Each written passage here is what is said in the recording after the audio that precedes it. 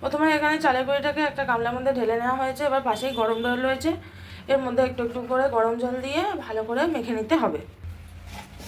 এখানে এটাকে ভালো করে মাখা হচ্ছে, এটা প্রায় মাখা হয়েই গেছে, তাও আর একটু ভালো করে মেখে নেওয়া হচ্ছে যাতে এটা ভালো ফোলে, যাতে এটা ভালো পিঠেটা ভালোভাবে নরম হয়, তার জন্য আরও ভালো করে মেখে নেওয়া হচ্ছে। প্রথমে ওই মাখা থেকে কিছুটা আমরা তুলে নিয়েছি, তারপর এটাকে গোল করে এর মধ্যে একটু গর্ত করে নেওয়া হচ্ছে।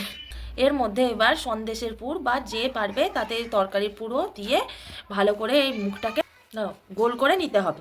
এবার কেউ চাইলে এটাকে নিজের ইচ্ছা মতো শেপ করতে পারে। এখানে আমি গোল করে আর একটু মুখটাকে লম্বা করে নিচ্ছি। দেখো এখানে অনেকগুলোই করা হয়ে গেছে।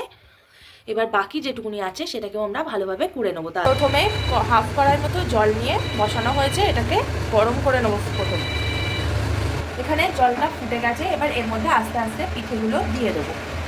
এখানে আস্তে আস্তে দিতে হবে, একসাথে অনেকগুলো পিঠে এর মধ্যে দিয়ে দিলাম সেদ্ধ হওয়ার জন্য। এইভাবে আমরা 10 থেকে 15 মিনিট সেদ্ধ করে নেব। এখানে পিঠেটা আমাদের প্রায় সেদ্ধ হয়ে এসেছে, আর একটু পরে এটাকে আমরা নামিয়ে নেব। এখানে হাতায় করে পিঠেগুলোকে তুলে নিয়ে ঠান্ডা জলে রাখা হচ্ছে যাতে গরমটা কেটে যায়। তারপরে এটা আমরা থালাতে সুন্দর করে সার্ভ করে দেব। এখানে পিঠেগুলো সার্ভ করে দিয়েছে, আমি একটা খেয়ে দেখবো যে কেমন হয়েছে।